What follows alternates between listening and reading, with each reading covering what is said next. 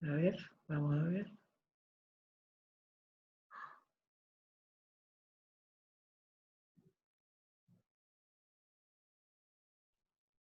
¿Y ahora? Ahí está grabando. Ya. Bueno, vamos a ver entonces los ciliados. Bueno, los ciliados es otro tipo de los protozoos, ¿no es cierto? Que la característica está dicha en el sentido de que ellos tienen cilios para movilizarse. Vamos a ver las generalidades y vamos a decir que ellos se clasifican en 4 órdenes. Vamos a nombrar las órdenes nomás.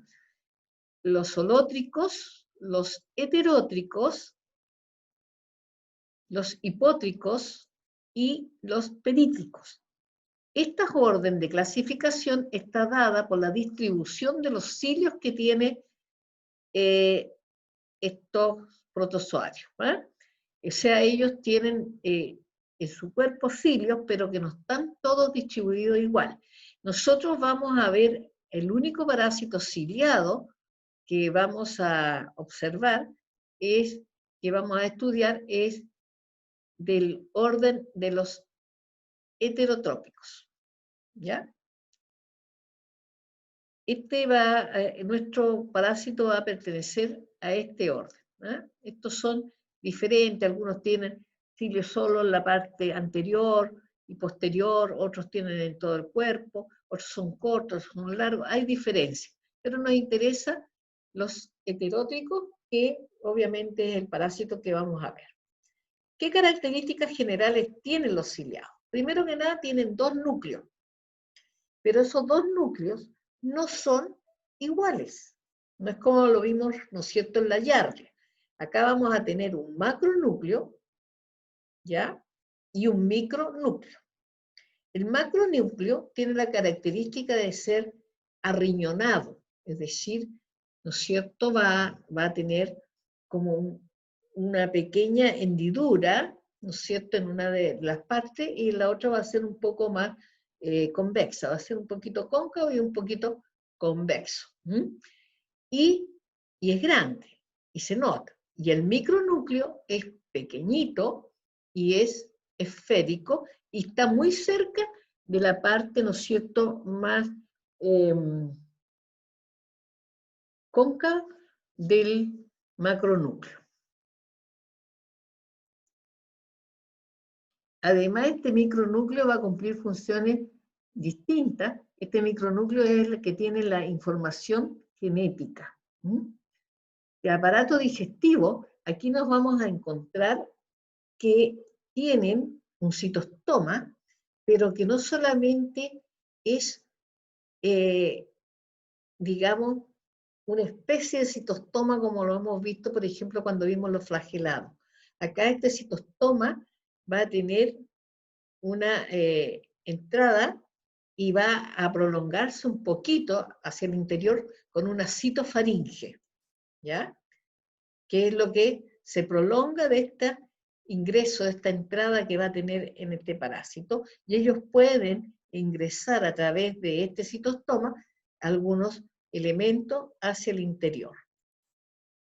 Y tenemos también un citopigio, que sería un orificio anal, ¿ya?, por el cual también pueden eliminar, ¿no es cierto?, sustancias de desecho que se producen en el interior del parásito. Recordemos que este es igual a un parásito unicelular, pero de mayor evolución. Con respecto a la reproducción, aquí nos vamos a encontrar, si ustedes recuerdan, con una reproducción de fisión binaria, ¿ya? Se van a reproducir para el número de fisión binaria, pero también presenta la reproducción de conjugación, que nosotros la vimos cuando hablamos de reproducción, y que es el único de entre los parásitos que nosotros vamos a ver que realiza este proceso en el cual no aumenta el número de los parásitos, sino más bien se intercambian, ¿no es cierto?, sustancias genéticas, o sea, información genética entre ellos. Y van a tener un pili especial que les permite, unirse, ¿no es cierto?, para transmitirse la información genética de ellos. Entonces ahí tendríamos las características, ¿no es cierto?, bien más generales, ¿no es cierto?, con respecto a la reproducción, de cómo funciona la parte digestiva y los núcleos que van a tener, además de los cilios, ¿no es cierto? Y vamos a ver entonces la balantidiasis. La balantidiasis es una parasitosis, ¿ya?, causada por el Balantidium coli, en donde el estado infectante va a ser, desde el punto de vista epidemiológico, va a ser el quiste. Su mecanismo de transmisión va a ser a través del fecalismo. La vía va a ser el ingreso oral. Y aquí hay que hacer notar que esta infección, la balantidiasis, es una infección presente más comúnmente en los cerdos. Los cerdos tienen una mayor prevalencia de balantidiasis, ¿ya? Es poco frecuente en el hombre. De hecho, hay estudios que han demostrado, ¿cierto?, con individuos voluntarios, que se les ha dado quiste, ¿no es cierto?, de estos cerdos, o sea, quiste de Balantidium, obtenidos de los cerdos, ¿no? Se les ha dado y se ha observado que no todos los que se les dio se produjo la parasitosis. En un poco porcentaje, o sea, en un porcentaje menor de los que sería el 100% de los que se les dio el quiste, hicieron la parasitosis. La mayor parte no se infectó, es decir, entró el quiste y lo eliminaron. No se quedó. ¿Cuáles son los grupos de riesgo para esta parasitosis? ¿Ya? Los faenadores y cuidadores de cerdo. Obviamente ellos son de mayor riesgo porque están más cerca del animal, que normalmente tiene una mayor prevalencia de balantidio. Entonces, se pueden infectar al faenarlo, ¿no es cierto?, cuando ya lo han beneficiado, ¿verdad?, al estar en contacto con los intestinos, ¿no es cierto?, con las heces, pueden contaminarse, o aquellos que son los cuidadores, que tienen que generalmente a veces limpiar las porquerizas, ¿no es cierto?, donde se están criando los cerdos. ¿Ya? Por lo tanto, este ejemplar es el que tiene una mayor prevalencia del Balantidium. Este es un lechón, o sea, cerdo pequeño, y acá es para mostrar que le da una especie de diarrea. Ellos tienen una diarrea, ¿ya? Ellos sí hacen la parasitosis, hacen la enfermedad. No son solamente portadores, ¿no es cierto?, o reservorios, sino ellos hacen la enfermedad. Veamos ahora al Balantidium, a nuestro agente. Acá tenemos el trofozoito. ¿Qué lo caracteriza? Este es un esquema, un dibujo, en el cual nosotros vamos a encontrar varias características, ¿ya?, que no hemos visto antes, como acá, primero que nada, se caracteriza porque pertenece al orden heterótrico, donde los cilios, si ustedes se fijan, son todos del mismo tamaño, ¿no? Y está cubierto todo el cuerpo, porque aquí también estarán estos cilios. Pero acá tenemos la citofaringe, el citostoma. Este es el citostoma. Y este citostoma está rodeado de cilios. Y estos cilios que están rodeando el citostoma son un poco más gruesos. De hecho, lo pueden cerrar, o sea, se pueden cruzar, así como que cruzamos los dedos, ¿no es cierto? Se pueden cruzar y cerrar como en membrana, ¿no es cierto?, el citostoma. Este citostoma se continúa con una faringe, acá, ¿ya? La forma de Balantidium es una forma de saco, por eso se llama balán. La parte de balán significa un saco. Y vamos a encontrar que aquí tiene el citopigio, ¿ya? Por otro lado, este es el macronúcleo, que se fija que tiene una, acá es un poco cóncavo y acá un poquito convexo, ¿no? Y esto que está aquí chiquitito, muy cerca, ya, de esta escotadura acá, es el núcleo, el micronúcleo. Macronúcleo, micronúcleo, ¿ya? ¿Qué más encontramos acá en este parásito? Estas vacuolas que están aquí son vacuolas que tienen, son contráctiles, ¿ah? Es decir, estas vacuolas no son igual a estas otras que están aquí, ¿ah? Estas van a tener una capacidad, ¿no es cierto?, de ser contráctiles, de contraerse, ¿ya? Que son características de este parásito. El Balantidium, por tener todo este cuerpo ciliado, tiene mucha rapidez en la movilización, se moviliza con mucha rapidez, ¿ya? Yo no sé si ustedes conocen, o alguna vez uno lo estudia en el colegio, inclusive, el paramecium. El paramecium tiene mucha similitud con el Balantidium. Paramecio nosotros lo podemos encontrar en el agua, ¿no es cierto?, aguas detenidas, por ejemplo, que tengan vegetales. Por ejemplo, si ustedes ponen unas flores en un florero y le colocan agua y lo dejan ahí cuando ya el agua se pone media verdosa y sacan y lo miran a través del microscopio, van a ver la gran movilidad que presentan esos paramecios.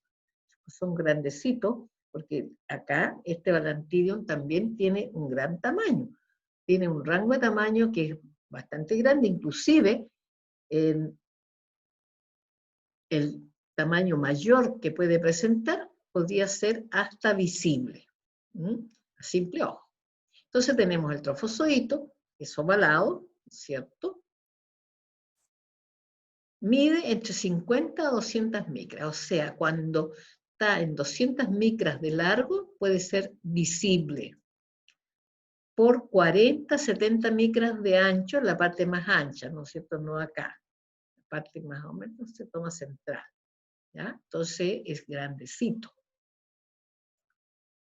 Tiene la membrana ciliada, va a estar en todo el cuerpo, su citostoma, que ya lo hemos dicho, el macronúcleo, el micronúcleo, el macronúcleo se le dice arriñonado, asemejando a un riñón, ¿cierto? Y el micronúcleo que es esférico, ¿ya? Son las características morfológicas del Balantidium. El quiste tiene la característica de ser esférico, pero además tiene otra característica, es bastante grande, 50-60 micras de diámetro. Tiene su pared quística, ¿ya?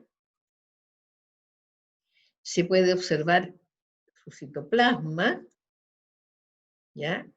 Y lo que vamos a ver acá, este es el, ¿no es cierto?, el macronúcleo, este es el micronúcleo que a veces no se observa, en algunos se observa, en otros no, ¿no? Pero tiene una característica. Fíjese que esta separación entre el quiste y es el parásito, acá están los cilios. Lo que nos está indicando que para enquistarse, el trofozoito se pone esférico, porque, ¿no es cierto?, que es ovalado, se pone esférico, mantiene los cilios en el fondo, es como que se encierra dentro de la pared quística, ¿ya?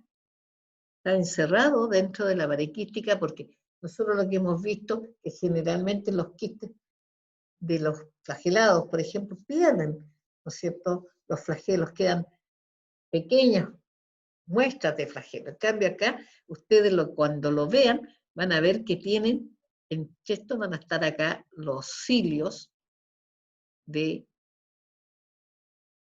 ¿no es cierto?, de este trofozoito, que quedó como encerrado, ¿ya? Entonces tiene, por eso habla de una membrana ciliada por debajo de la pared quística, quiere decir que no los pierde. Se ve el macro y el micronúcleo. Acá tenemos otro esquema de la morfología, ¿ya? Que nos muestra, generalmente acá podemos visualizar bien los cilios, que son todos del mismo tamaño, siendo más, estos los que están alrededor del citostoma, se prolongan, inclusive hasta la citofaringe, y estos son los que se cierran, en soldadura se llama.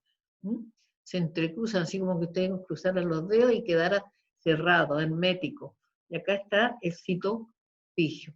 Y aquí están, estas son las vacuolas, estas que tienen estas rayitas, son las vacuolas contráctiles. Son distintas a esta otra. Son vacuolas digestivas estas, ¿verdad? En que ahí pueden tener, por ejemplo, capaz de ingresar, ¿no es cierto?, esporas de hongo, algunas bacterias. El macronúcleo y el micronúcleo. Y este es el quiste, donde tenemos una membrana gruesa, por eso que se ve como doble triple, ahí se ven los cilios, ¿cierto?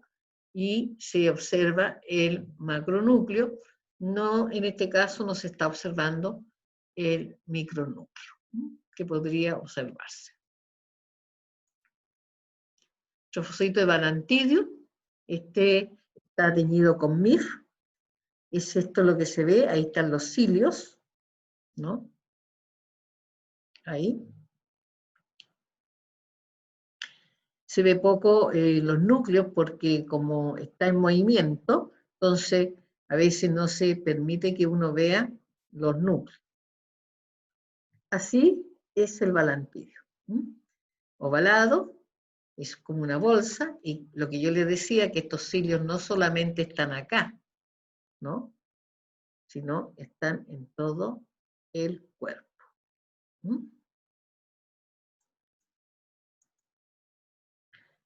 Bueno, con respecto al ciclo biológico, tenemos que el quiste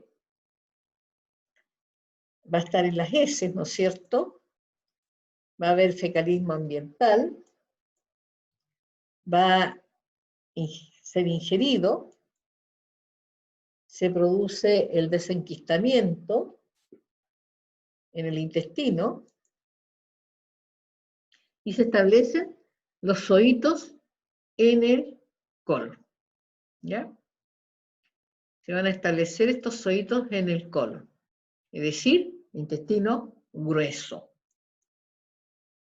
E invaden la pared intestinal. Ellos también pueden invadir la pared intestinal, la mucosa intestinal, y formar una úlcera, multiplicándose por fisión binaria transversal, ¿ya? O sea, para aumentar acá el número. Va a aumentar el número, ¿ya? También se puede producir proceso de conjugación entre ellos. Se pueden enquistar, o sea, transformarse en quiste. Y, ¿no es cierto?, ser arrastrado con el tránsito intestinal, porque como quiste van a quedar en el lumen, ¿no? Como zoito, habitualmente van a ingresar a este tipo de úlcera que hacen en el intestino grueso.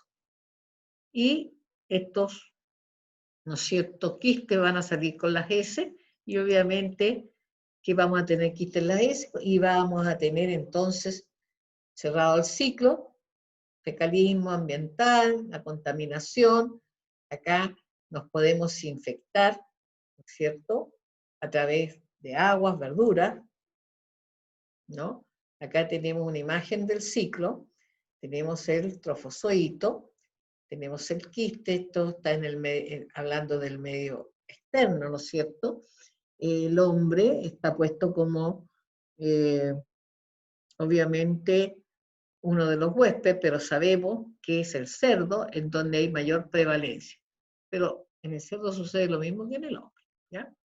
Vamos a tener la contaminación acá del quiste, ¿no es cierto?, que va a ser el efecto contaminante, se va a ingresar por la vía oral, ¿no? Y va a llegar a ubicarse en la parte del colon fundamentalmente, donde va a producirse, ¿no es cierto?, la fisión binaria, pero también se puede producir, ¿no es cierto?, el proceso de conjugación y vamos a tener un aumento de estos trofosoditos. Estos trofosoditos pequeños se van a estar multiplicando, ¿no es cierto? Ellos son los que invaden rápidamente la mucosa del intestino, ¿ya? Causando lógicamente una ulceración, ¿ya?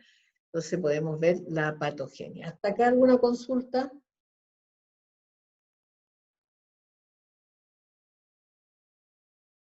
¿No? Seguimos entonces. Tenemos la patogenia, en la que la localización de los zoitos se van a ubicar en el colon y empieza la invasión tisular. Para hacer la invasión tisular, va a producir una enzima, ¿ya? Acá la característica es que las úlceras son planas, son múltiples, hay varias, y la otra gran característica es que no son capaces de hacer lo que hace la hemolítica, la histolítica, en que es capaz, ¿no es cierto?, de, desde el intestino, invadir otros órganos, ya por la invasión a través del sistema circulatorio o, ¿no es cierto?, atravesando el parénquima intestinal. Acá esto no se va a observar, hay una diferencia con estas úlceras que son planas, ¿no es cierto?, que se producen en la bala litiasis. Va a haber, en la mucosa se va a ver una hiperemia, es decir, un aumento de puntos sanguinolentos, ¿no es cierto? Va a haber hemorragia puntiforme, ¿no? Entonces eso se ve, hay una mayor aumento de la sangre en esa mucosa y se van a ver puntitos enrojecidos, que está indicando que hay una hemorragia, producto de la úlcera, ¿no? Va a haber una dilatación vascular e infiltración celular.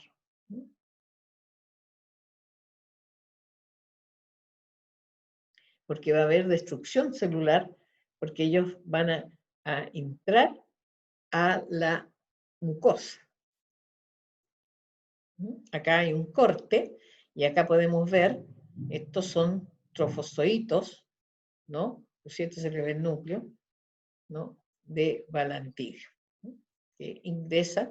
Acá tampoco tiene la característica la úlcera del cuello botella que tenía la ameba histolítica.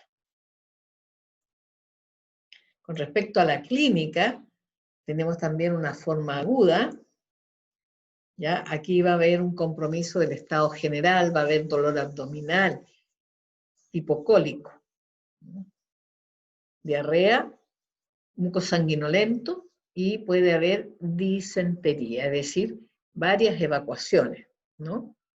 Disentérico es evacuación de mucha agua, poca heces y muy seguido. Tenemos la forma crónica, esta es la forma aguda, cuando se produce, ¿no es cierto?, es cuando está atacando ya el parásito, se van a producir los síntomas agudos, que siempre son, digamos, más, ¿cómo decirle?, como más grande, se ve más todo acentuado, ¿no? Cuando pasamos a la fase crónica, vamos a tener una colitis crónica, es decir, una inflamación del colon de tipo crónico, ¿no? Se me escapó esto.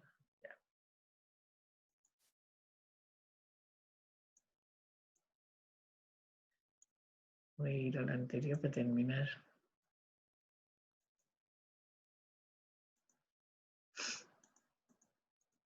Ya vamos a tener entonces, ahí ya se escapó. Bueno, ahí decíamos que íbamos a tener una colitis crónica, es decir, el individuo va a tener una inflamación crónica con ulceraciones, ¿no es cierto?, de la parte del colon. El diagnóstico, vamos a tener, se puede hacer parasitológico, un examen al fresco donde uno pretendería acá ver trofozoitos, ¿no es cierto?, en movimiento y que presentan un gran movimiento.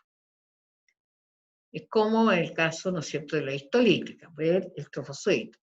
El copor parasitológico de concentración, que es lo que nosotros conocemos, ¿no es cierto?, dice que podría ser una muestra única o seriada. Habitualmente, ¿no es cierto?, la preferencia es hacer seriado.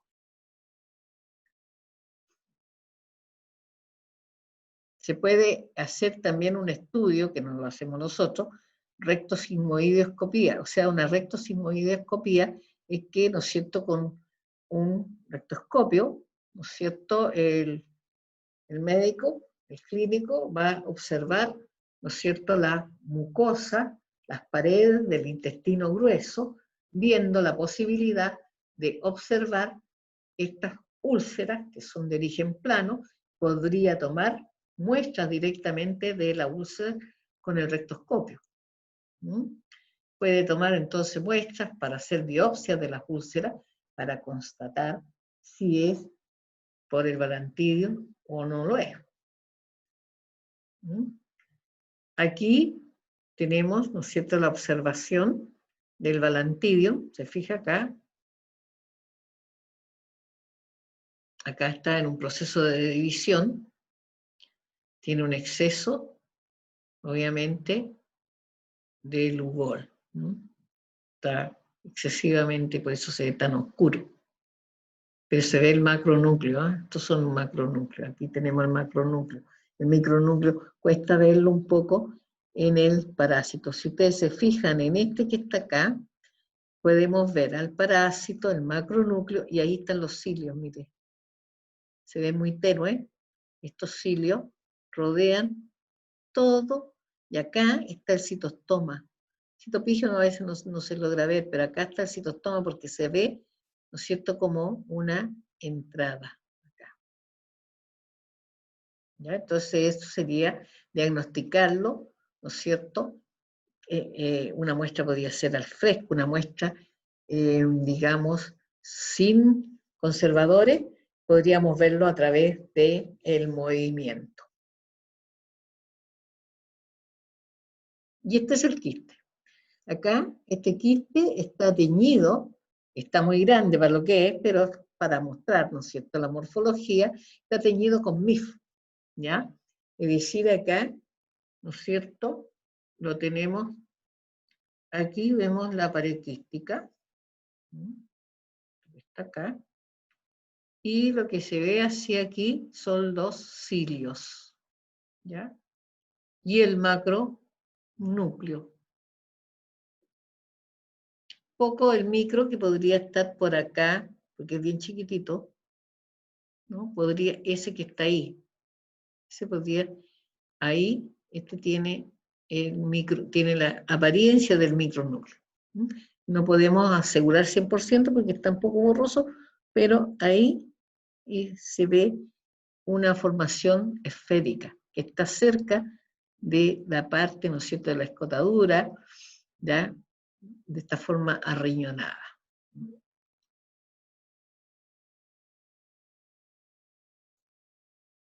El tratamiento, el metronidazol, el tinidazol, entre otros. Se dan cuenta que se usan casi los mismos medicamentos. Y con respecto al control, acá tenemos que tener la medida preventiva, ¿no es cierto? Sería individual y o colectivo, ¿ya? Tendríamos el diagnóstico y terapia oportuna de los infectados.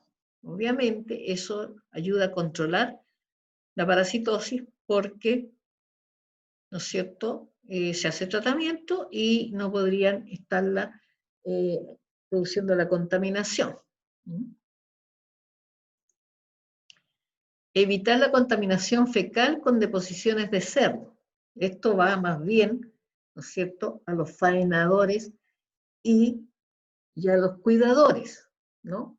Porque, ¿no es cierto?, estaría evitando la contaminación fecal. Hay que evitarla porque es ahí donde van a estar los quistes del balantidio. Tienen que tomar medidas de higiene después de tener contacto con los cerdos. También se refiere, ¿no es cierto?, a los cuidadores y faenadores, ¿no?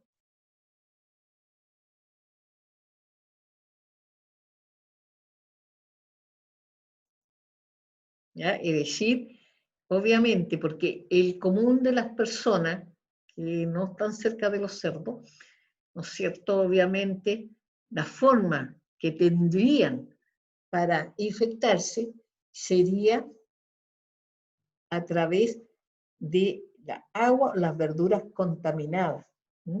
Sobre todo cuando los cerdos son criados, ¿no es cierto?, se mantienen a campo abierto, porque en el sector agrícola, en muchas, ¿no es cierto?, lugares de crianza de cerdos, ni siquiera tanto en la parte de agricultura, porque también en lo que no es agricultura se crían cerdos, los dejan sueltos. Ahora, el cerdo, hay algo que vamos a ir nombrando, porque el cerdo este nos va a aparecer habitualmente en algunos otros parásitos, ¿no es cierto?, es coprófago, ¿ya? El cerdo es coprófago. El cerdo quiere decir que él come fecas, ¿ya? Porque el cerdo tiene una forma de alimentarse cuando se cría a campo abierto, él come de todo, puede comer papeles, puede comer cartones, es carnívoro, eso come verdura, es herbívoro y es coprófago, ¿ya?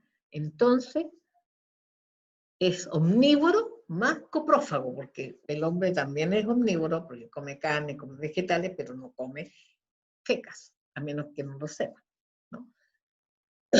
Entonces, vamos a tener que, este cerdo tiene esos hábitos, y si se crían a campo abierto, ¿no es cierto?, ellos van a comer hasta fecas si las encuentran en el camino, que pueden ser de otros cerdos que estén contaminados, ¿no? Entonces, por eso, para ellos es fácil, ¿no? ¿Cuál debiera ser la medida preventiva, o sea, la medida profiláctica, ¿no es cierto?, para evitar que estos cerdos se infecten?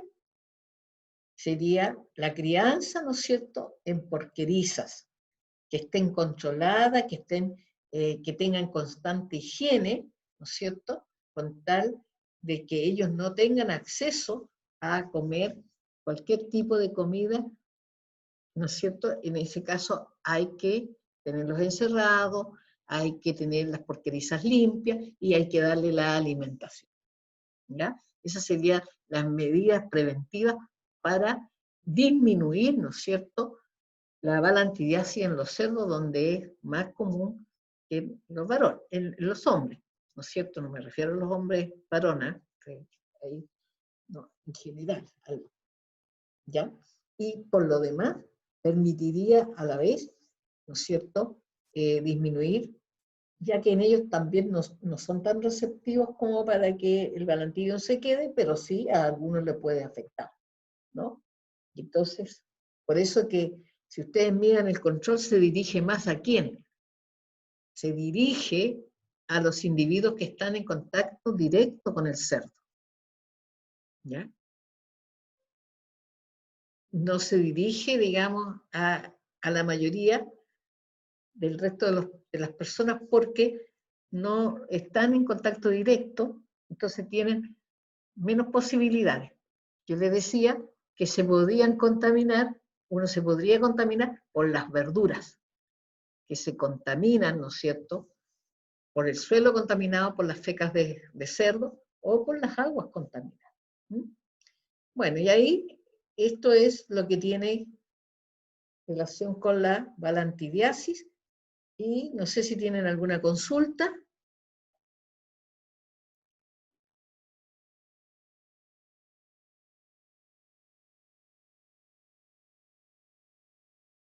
¿No tienen consulta? ¿O no se escuchaba? No, porque no No, hay profe, consulta. ninguna consulta. Ya, entonces, Profe, dígame. ¿cuál sería el criterio para decir que una medida profiláctica es el lavado de manos? ¿Cuál sería la...? Ah, para criterio. seleccionar que el lavado de manos, es que ¿Sí? las medidas profilácticas, ¿no es cierto?, se dividen, o sea, en primaria, secundaria, o sea, ¿qué es primero? Ya, cuando una persona, ¿no es cierto?, puede transmitir por el ciclo corto, desde el ciclo corto no nos olvidemos que mano, ¿verdad? ¿Qué más? Mano, boca. Si ustedes tienen una parasitosis que se puede transmitir por el ciclo corto, una de las medidas prioritarias es el lavado de manos. ¿Ya? Porque cuando se transmite por el ciclo corto, quiere decir que la forma infectante sale ya en las heces.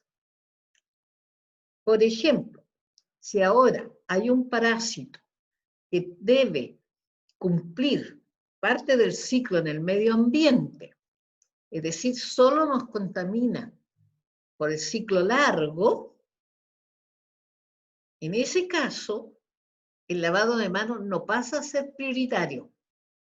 No es la primera medida. ¿Por qué? Porque no hay ciclo corto. Ahí pasa a ser una medida, no se deja de lado, pero no es la primera medida para evitar el contagio de la parasitosis. ¿Ya? Se va a necesitar lavarse las manos para preparar los alimentos, una cosa así, pero con el objetivo de que ha tomado otros alimentos y ahí se podría contaminar. Porque, por ejemplo, en los ciclos que hemos mostrado, vimos, por ejemplo, el del Ascaris, ¿no es cierto? Y hemos visto el de la histolítica. Ya, la histolítica se transmite por el ciclo corto. Y entonces ahí tiene una medida prioritaria el lavado de manos. Pero el caso de el Ascaris, no, porque si el individuo, sus heces, ¿no es cierto?, se contamina las manos, no va a ser posible que lo transmita. Si lo transmite, es inmaduro. ¿Por qué? Porque ese huevo tiene que ir al medio ambiente, estar unas semanas ahí, generar una larva, por lo tanto, lo que sale en las heces no es infectable. ¿Ya?